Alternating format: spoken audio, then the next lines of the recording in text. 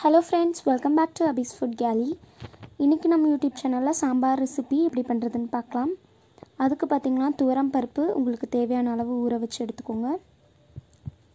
பருப்பு ஊறினதுக்கு அப்புறமா குக்கர்ல பருப்பை போட்டுட்டு தேவையான அளவு தண்ணி சேர்த்துட்டு கொஞ்சமா மஞ்சள் தூள் சேர்த்துக்கோங்க.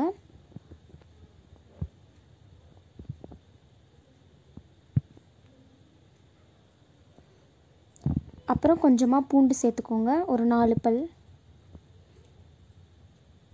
பல் பூண்டு சேர்த்தாச்சு.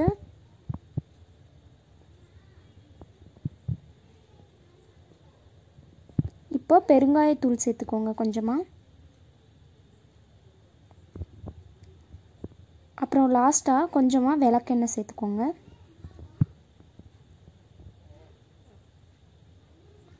இப்போ நம்ம அடுப்புல வச்சிரலாம் குக்கரை.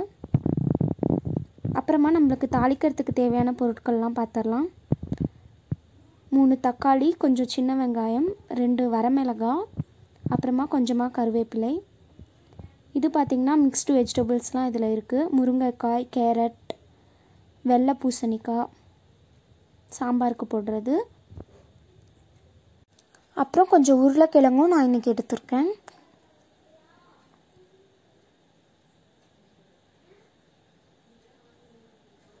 இப்போ ஒரு எலுமிச்சைப்பழம் சைஸுக்கு வந்துட்டு நம்ம புளி ஊற வச்சிடலாம்.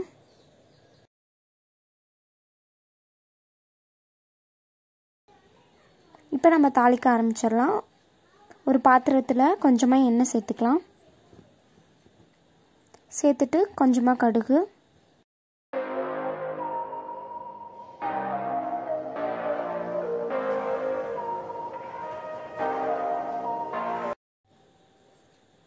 கடுகு ஓரளவுக்கு பொரிஞ்சதுக்கப்புறம்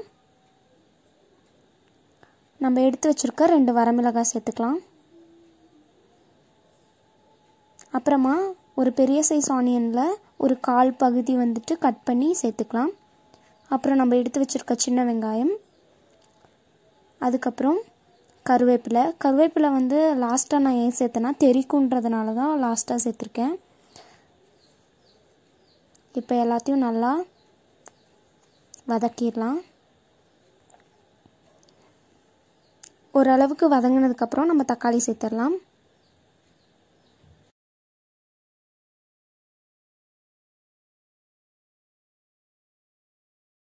வெங்காயம் தக்காளி ஓரளவுக்கு வதங்கினதுக்கப்புறமா நம்ம எடுத்து வச்சுருக்க மிக்ஸ்ட் வெஜிடபிள்ஸ் எல்லாம் போட்டுக்கலாம். உங்ககிட்ட என்ன காய்கறி இருக்கோ நீங்கள் போட்டுக்கோங்க.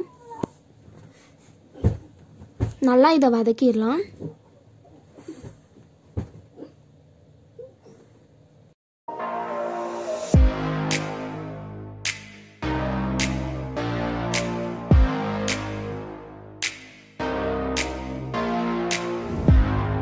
நல்லா வதங்கினதுக்கு அப்புறமா நம்ம 1 கப் தண்ணி சேர்த்துக்கலாம்.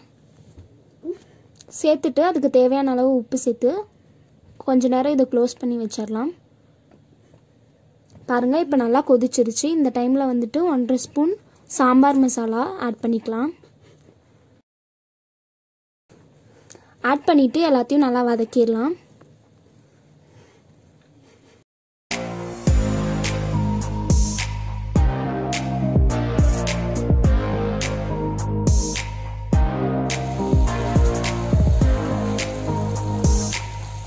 இப்போ நம்ம ஆல்ரெடி ரெடி பண்ணி வச்சிருந்த புளி தண்ணியை ஆட் பண்ணிடலாம். இதில்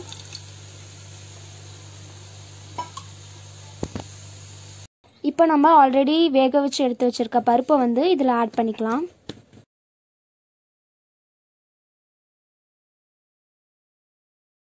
பருப்பு சேர்த்துட்டு இதை நல்லா கலந்து விட்டுருங்க.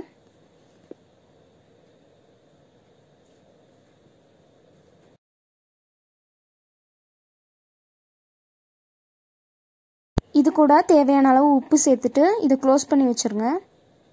இந்த மாதிரி ஒரு கொதி வந்ததுக்கப்புறமா கொஞ்சமாக கொத்தமல்லி இலை சேர்த்துட்டு இதை இறக்கிடலாம். அவ்வளோதான், நம்மளோட சாம்பார் ரெசிபி ரெடி ஆயிடுச்சு.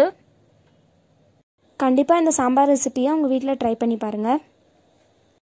இந்த வீடியோ உங்களுக்கு பிடிச்சிருந்தா அபீஸ் ஃபுட் கேலி யூடியூப் சேனலுக்கு சப்ஸ்கிரைப் பண்ணுங்கள். பக்கத்தில் இருக்க பெல் ஐக்கானையும் ப்ரெஸ் பண்ணுங்கள்.